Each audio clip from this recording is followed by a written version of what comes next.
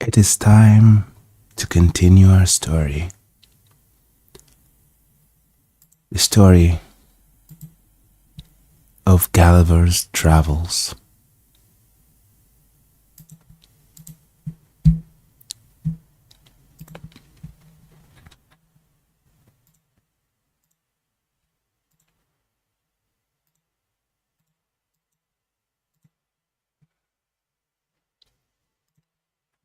Chapter 2.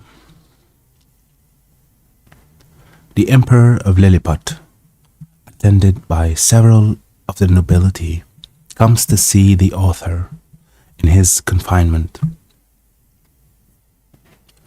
The Emperor's person and habit described. Learned men appointed to teach the author the language. He gains favor by his mild disposition. His pockets are searched, and his sword and pistols taken from him. When I found myself on my feet, I looked about. When I found myself on my feet, I looked about me, and must confess I never beheld a more entertaining prospect.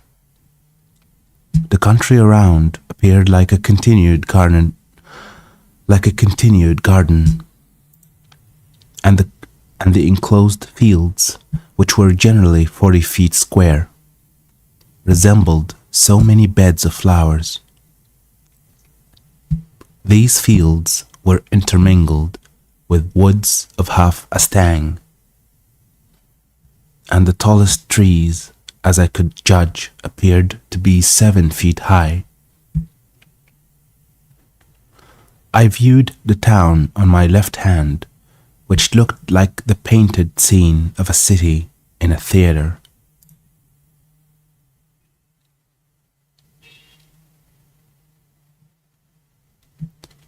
I had been for some hours extremely pressed by the necessities of nature, which was no wonder, it being almost 2 days since I had last disburdened myself.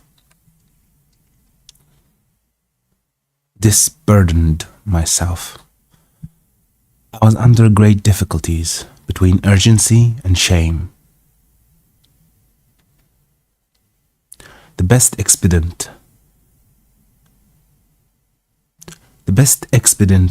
I could think of was to creep into my house, which I accordingly did, and shutting the gate after me, I went as far as the length of my chain would suffer, and discharged my body of that uneasy load.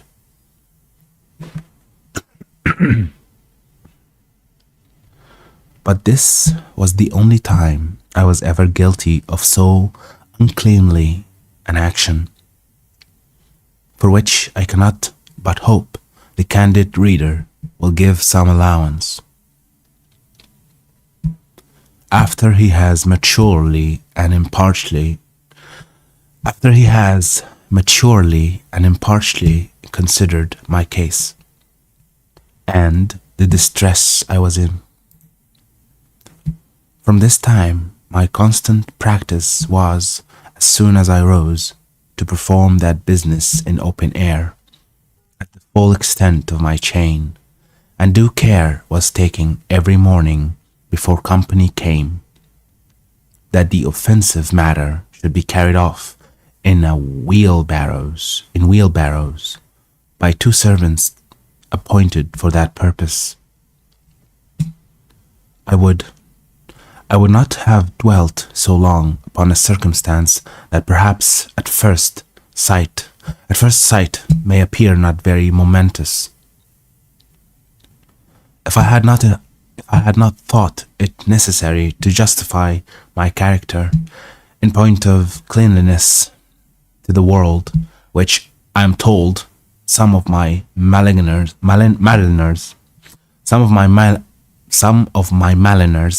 have been pleased upon this and other occasions to call in question.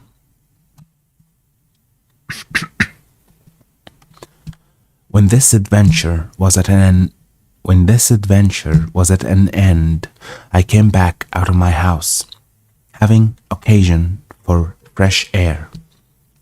The emperor was already descended from the tower, and advancing on horseback towards me, which had like to have cost him dear, for the beast, though very well trained, yet wholly unused to such a sight, which appeared as if a mountain moved before him, reared up on its hinder feet.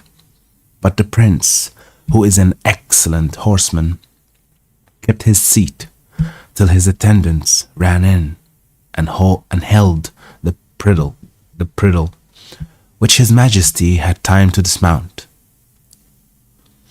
When he alighted, he surveyed me around with great admiration.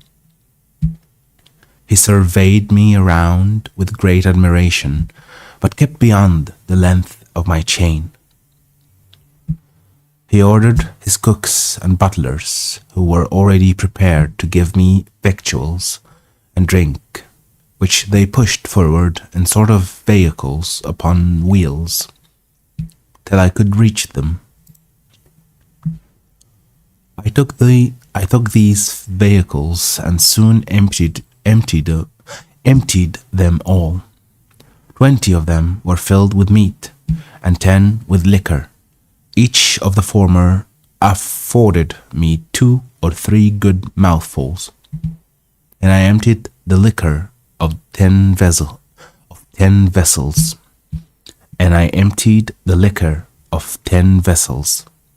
which was contained in earthen vials, into one vehicle, drinking it off at a draught.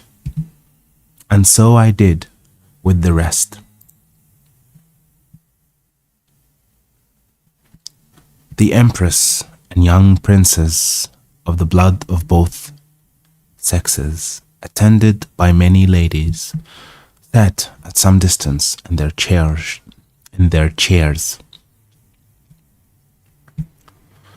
The empress and young princes of the blood of both sexes, attended by many ladies, sat at some distance in their chairs. But upon the accident that happened to the emperor's horse, they alighted and came near his person, which I am now going to describe. He is taller by almost the breadth of my nail than any of his court, which alone is enough to strike an awe into the beholders. His features are strong and masculine, with an Austrian lip and arched nose. His complexion olive, his countenance erect, his body and limbs well proportioned, all his motions graceful, and his deportment majestic. He was then past his prime, being 28 years and 3/4 old, of which he had reigned about 7 in great felicity, and generally victorious. For the better convenience of beholding him, I lay on my side, so that my face was parallel to his, and he stood but 3 yards off. However, I have had him since many times in my hand, and therefore cannot be deceived in the description. His dress was very plain and simple, and the fashion of it between the Asiatic and the European, but he had on his head a light helmet of gold, adorned with jewels, and a plume on the crest. He held his sword drawn in his hand to defend himself if I should happen to break loose. It was almost 3 inches long. The hilt and scabbard were gold enriched with diamonds. The hilt and scabbard were gold enriched with diamonds. His voice was shrill, but very clear and articulate, and I could distinctly hear it when I stood up.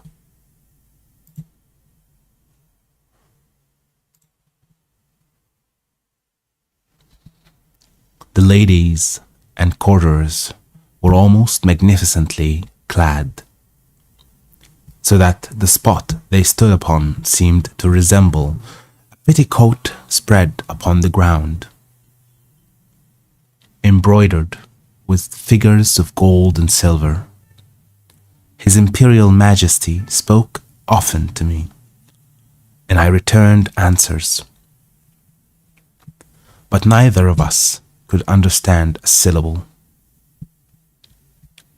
There were several of his priests and lawyers present, as I conjectured by their habits, who were commanded to address themselves to me, and I spoke to them in as many languages as I had the least smattering of, which were high and low Dutch, Latin, French, Spanish, Italian, and lingua franca, but all to no purpose. After about 2 hours, the court retired, and I was left with a strong guard to prevent the impertinence and probably the malice of the rabble, who were very impatient to crowd about me as near as they durst.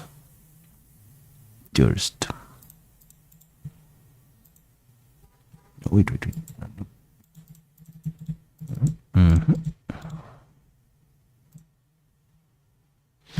Dare. It's definitely dare. And some of them had the impudence to shoot their arrows at me as I sat on the ground by the door of my house, whereof one very narrowly missed my left eye.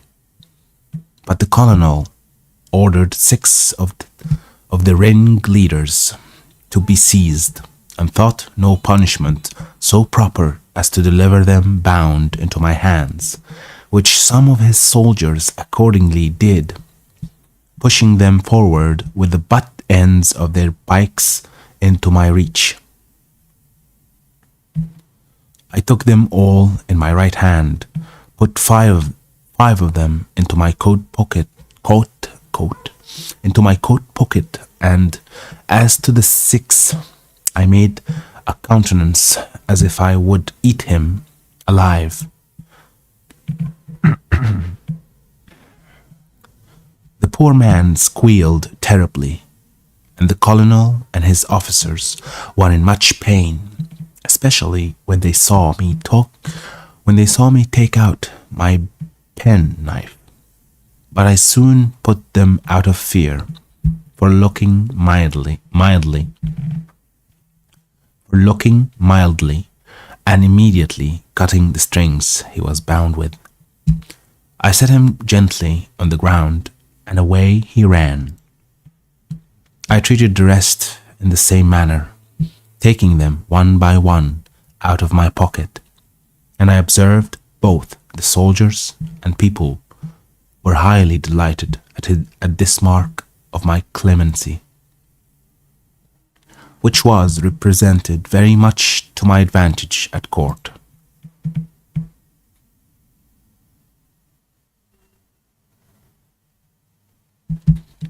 Towards night, I got with some difficulty into my house, where I lay on the ground, and continued to do so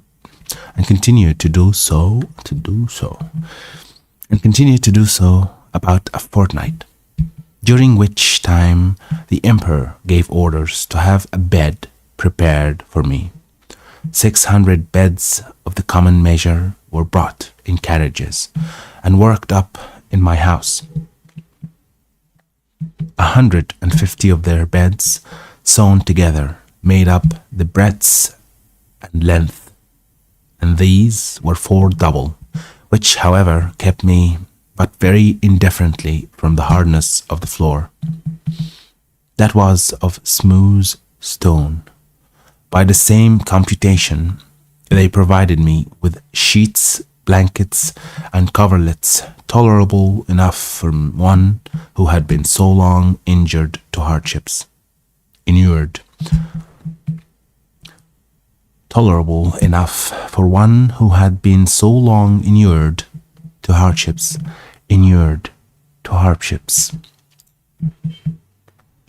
As the news of my arrival spread through the kingdom, it brought prejudice numbers of rich, idle, and curious people to see me, so that the villages were almost emptied, and great neglect of tillage and household affairs must have ensued, if His Imperial Majesty had not provided by several proclamations and orders of state against this inconveniency. He directed that those who had already beheld He directed that those who had already beheld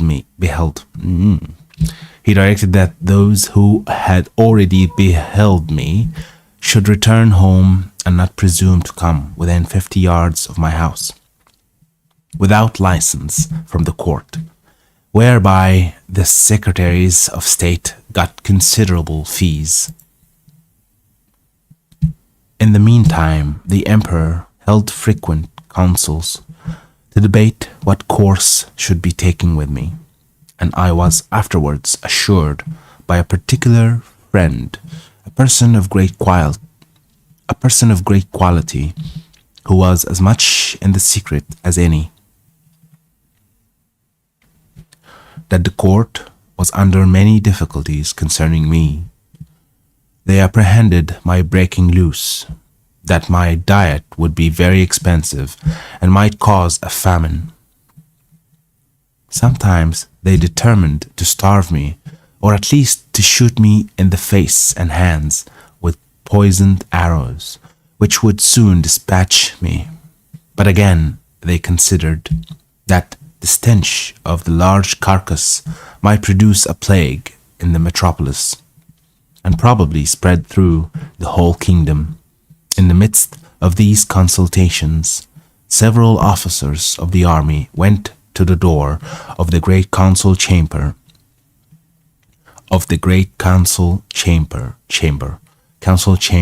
and 2 of them, being admitted, gave an account of my behavior to the 6 criminals above mentioned, which made so favorable an impression in the breast of His Majesty and the whole board in my behalf, that an imperial commission was issued out, obliging all the villages 900 yards round the city to deliver in every morning 6 beeves for each sheep and other victuals for my sustenance.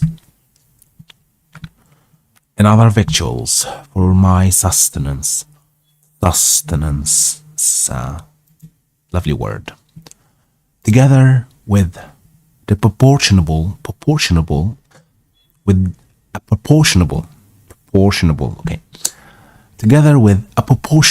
quantity of bread and wine and other liquors, for the due payment of which His Majesty gave assignments upon his treasury.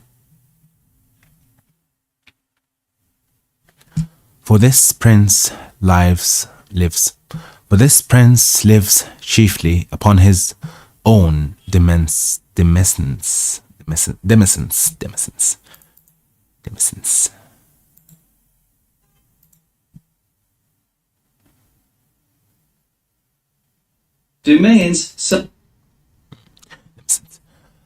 seldom except upon great occasions, raising any subsidies upon his subjects, who are bound to attend him in his wars at their own expense. Okay, I want to know how this is pronounced, so I'm gonna just Google it. It's an interesting word that I want to know how to pronounce. Domain. Domain. What? How? Domain.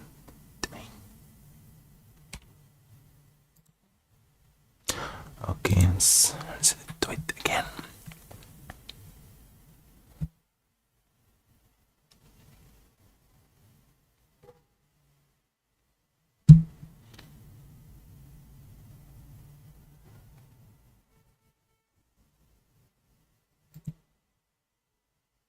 Or demeans.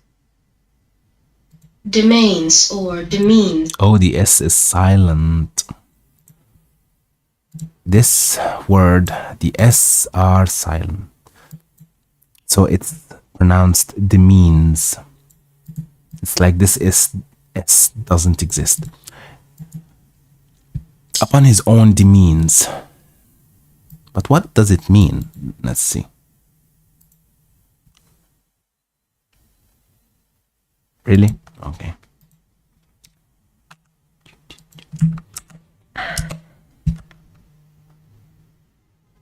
A piece of land attached to a manor and retained by the owner for their own use.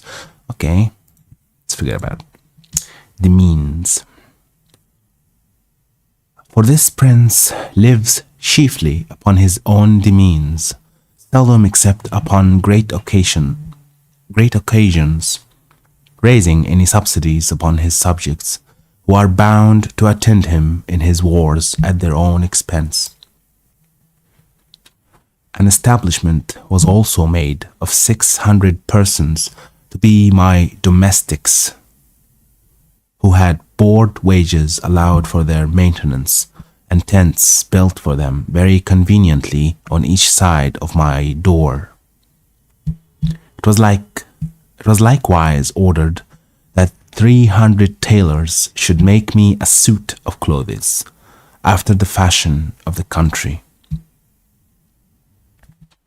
That 6 of His Majesty's greatest scholars should be employed to instruct me in their language, and lastly, that the Emperor's horses and those of the nobility and troops of guards should be frequently exercised in my sight, to accustom themselves to me.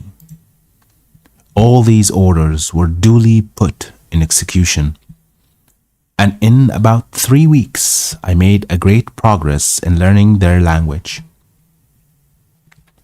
during which time the Emperor frequently honored me with his visits, and was pleased to assist my masters in teaching me, and was pleased to assist my masters in teaching me. We began already to converse together in some sort, and the first words I learned were to express my desire that he would please give me my liberty, which I every day repeated on my knees. His answer, as I could comprehend it, was that this must be a work of time, not to be thought on without the advice of his council, and that first I must lumus culmen peso desmar ion imposo. What is that? That is, swear a peace with him and his kingdom. However, that I should be used with all kindness, and he advised me to acquire by my patience and discreet behavior the good opinion of himself and his subjects.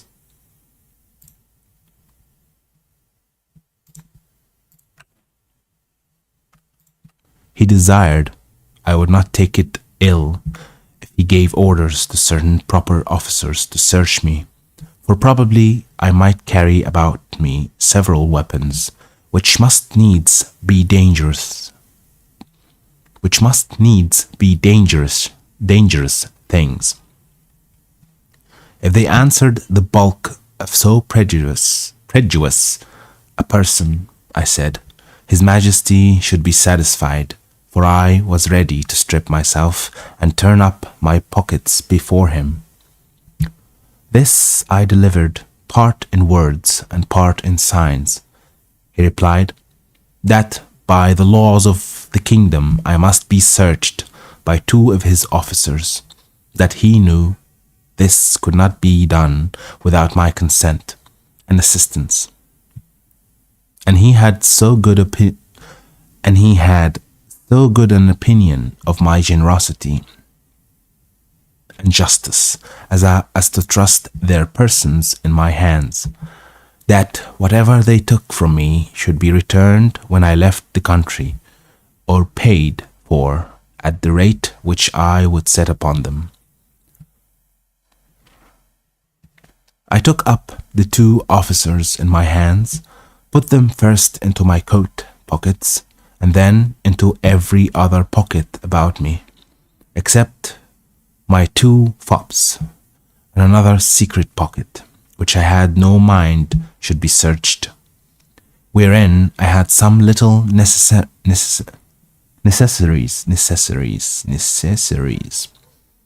I had some little necessaries that were of no consequence to any but myself. In one of my fops there was a silver watch, and in the other a small quantity of gold in a purse. These gentlemen, having pen, ink, and paper about them, made an exact inventory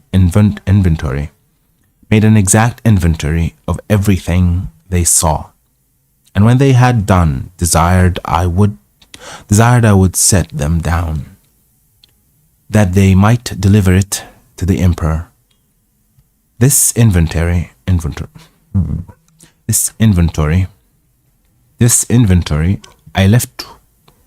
I afterwards translated into English, and is word by word as follows. Imprimis in the right coat pocket of the great man Mountain, for so I interpreted the words quenibus flestrin. After the strictest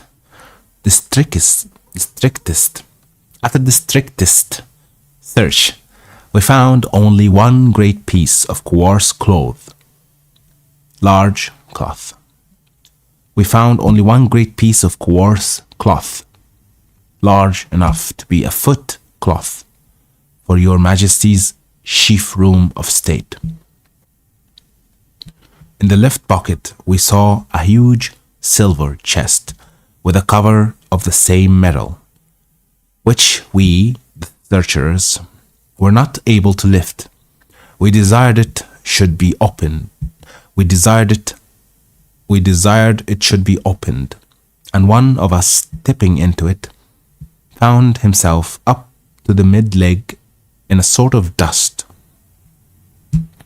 some part whereof flying up to our faces set us both a-sneezing for several times together. In his right waistcoat pocket we found a prodigious bundle of white thin substances,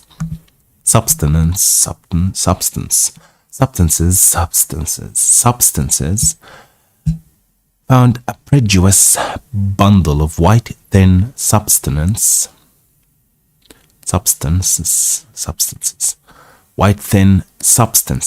folded one over another, about the bigness of 3 men, tied with a strong cable,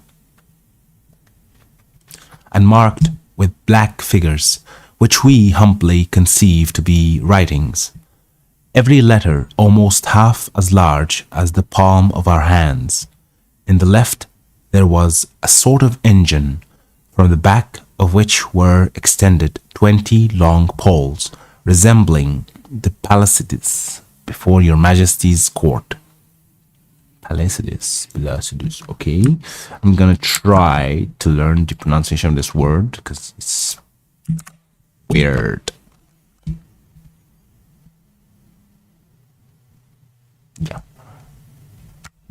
pronunciation. What pronunciation?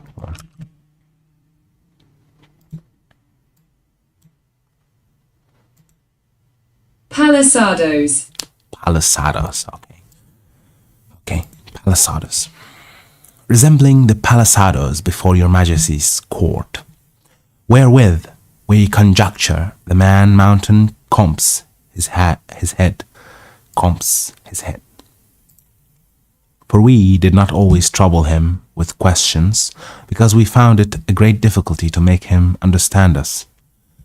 In the large pocket on the right side of his middle cover, so I translate the word "grandfellow," by which they meant my breeches. We saw a hollow pillar of iron, about the length of a man, fastened to a strong piece of timber, larger than the pillar, and upon one side of the pillar were huge pieces of iron sticking out, cut into strange figures, which we know not what to make of. Which we know not what to make of.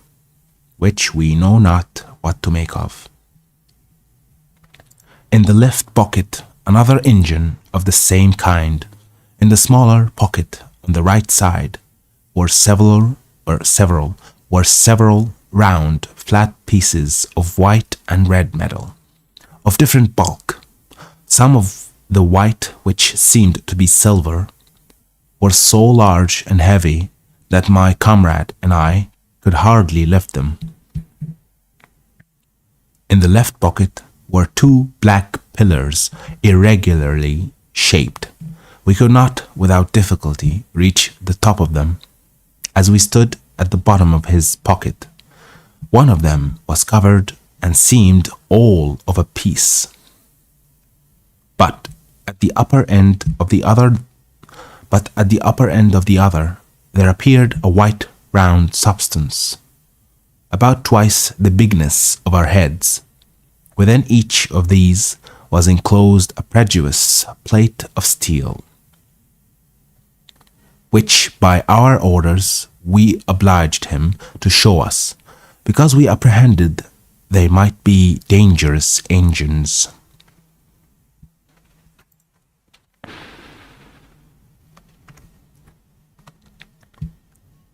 He took them out of their cases and told us that in his own country his practice was to shave his beard with one of these, and cut his meat with the other. There were two pockets which we could not enter. These he called his fops. They were two large slits cut into the top of his middle cover, but squeezed close by the pressure of his belly. Out of the right fop hung a great silver chain with a wonderful kind of engine at the bottom. We directed him to draw out whatever was at the end of that chain, which appeared to be a globe, half silver and half of some transparent metal. For on the transparent side we saw certain strange figures, circularly drawn. Okay, this word, I am having trouble pronouncing this word, so I'm gonna just listen to the word a couple of times. I just wanted to pronounce it. Come on, Google is very annoying.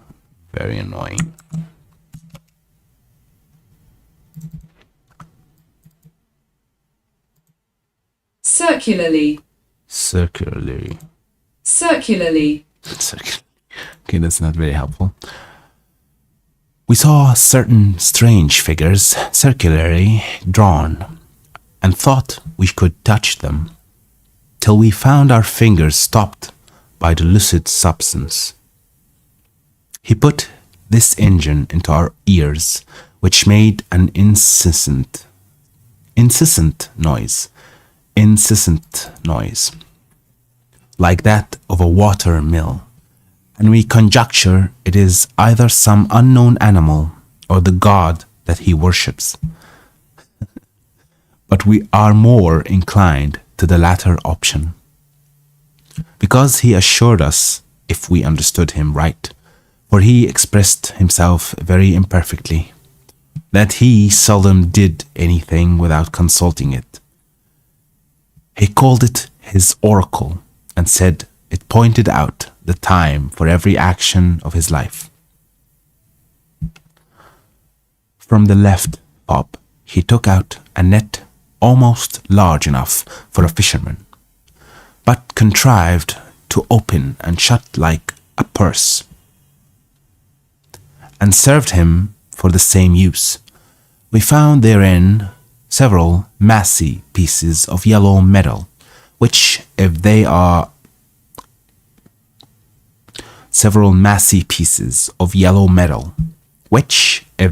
be real gold, must be of immense value. Having thus, in obedience to your Majesty's commands, diligently searched all his pockets, we observed a girdle about his waist made of the hide of some produce animal, from which on the left side hung a sword of the length of 5 men, and on the right a bag or pouch divided into two cells, each cell capable of holding 3 of your Majesty's subjects.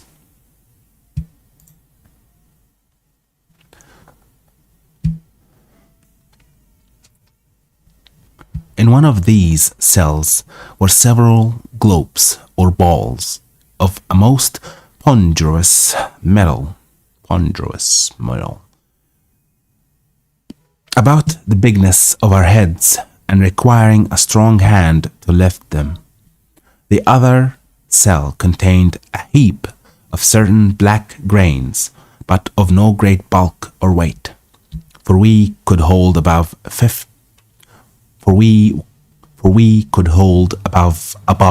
50 of them in the palms of our hands. This is an exact inventory. This is an exact inventory of what we found about the body of the man mountain, who used us with great civility and due respect to our Majesty's commission, signed and sealed on the 4th day of the 89th moon of your Majesty's auspicious reign. All right, this word definitely needs to be read. I don't know how it's pronounced, so I'm gonna just listen. Auspicious. Auspicious means successful, and reign means rule. Let's say it again. Signed and sealed on the 4th day of the 89th moon of your Majesty's auspicious reign. Success. Okay. What is this? Cleferin, Frelock, Marcy Frelock. When this inventory was read over to the Emperor, he directed me, although in very gentle terms, to deliver up the several particulars.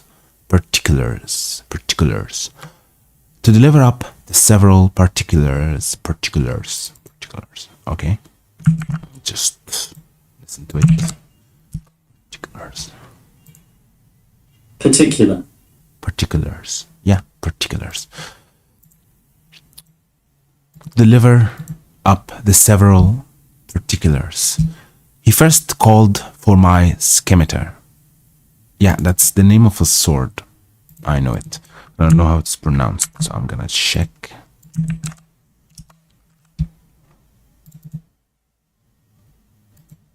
Scimitar, okay. For my scimitar, which I took out, scabbard and all. In the meantime, he ordered 3,000 of his choicest troops, who then attended him, to surround me at a distance, with their bows and arrows just ready to discharge. But I did not observe it, for my eyes were wholly fixed upon his majesty. He then desired me to draw my scimitar, which, although it had got some rust by the sea water, was in most parts exceeding bright. I did some, and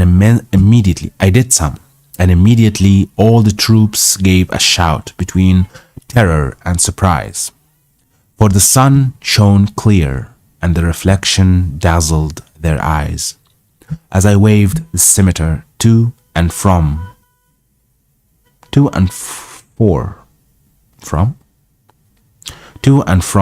in my hands. His Majesty, who is a most magnanimous. I think it's pronounced magnanimous. I'm not sure, so let's check it. Magnanimous. Magnanimous. Yeah, I was correct. Magnanimous prince. So, what magnanimous mean? It means generous. Generous, forgiving, and especially towards a rival of less powerful person. Magnanimous. All right. Who is a most magnanimous prince? Was less daunted than I could expect.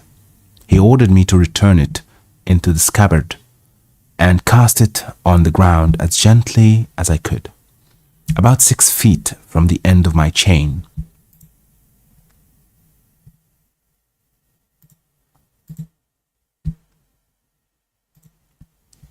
The next thing he demanded was one of the hollow iron pillars, by which he meant my pocket pistols. I drew it out, and at his desire, as well as I could, expressed to him the use of it, and charging it only with powder, which by the closeness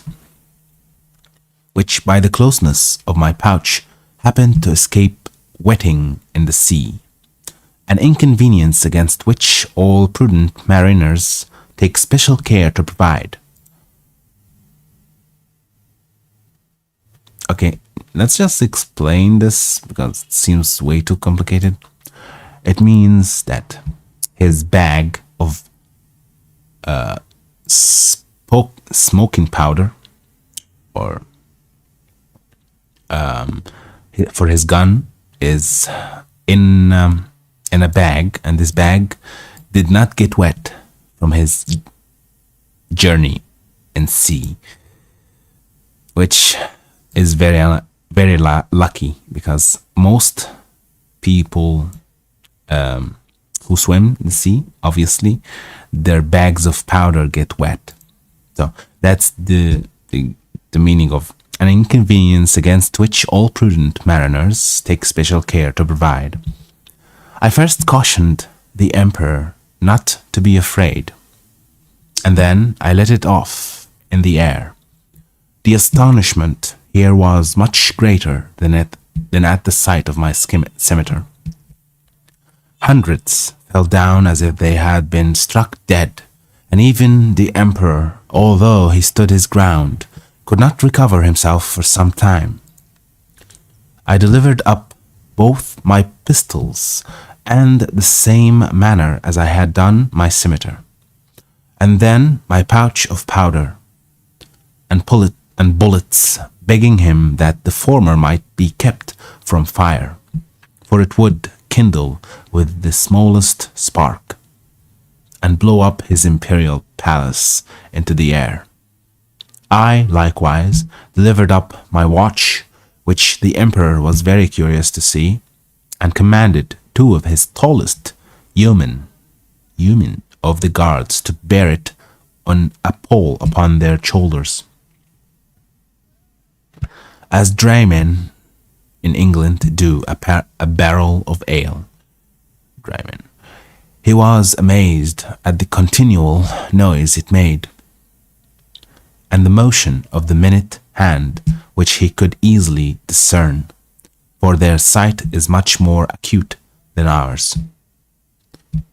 He asked the opinions of his learned men about it, which were various and remote, as the reader may well imagine without my repeating, although indeed I could not very perfectly understand them.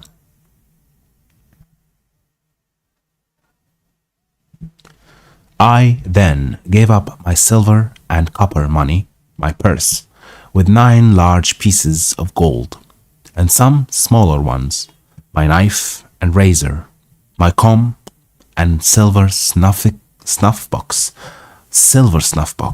my handkerchief, and journal book, my scimitar, pistols, and pouch were conveyed in carriages to His Majesty's stores, but the rest of my goods were returned to me. I had, as I before observed, one private pocket, which escaped their search, wherein there was a pair of spectacles, which I sometimes use for the weakness of my eyes, a pocket perspective, and some other little conveniences, which, being of no consequence to the emperor, I did not think myself bound in honor to discover, and I apprehended they might be lost or spoiled if I ventured them out of my possession. And that will be it for today, and I will see you in the next one.